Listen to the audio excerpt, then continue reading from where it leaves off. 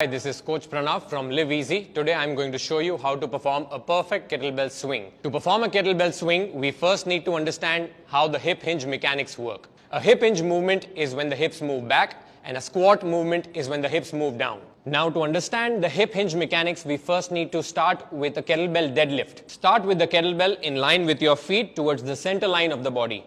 You want to hinge backwards, move backwards with the hips, lean forward with the chest, grab the handle with both arms. You should feel the tension building in the hamstring.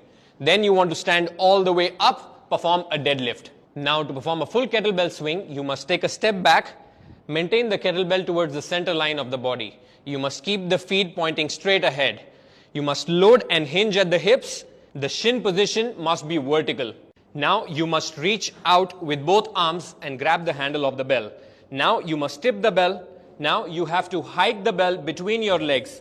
Push the kettlebell between your legs and then snap forward with the hips to explode into a full kettlebell swing.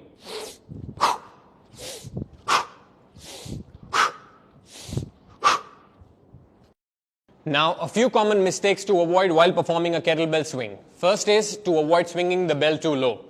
To keep the stress off of the lower back, keep the swing at about knee height. Lastly, as you move down, the hips should move back and not down. You can start practicing this movement with reps of 5 to 10 per set.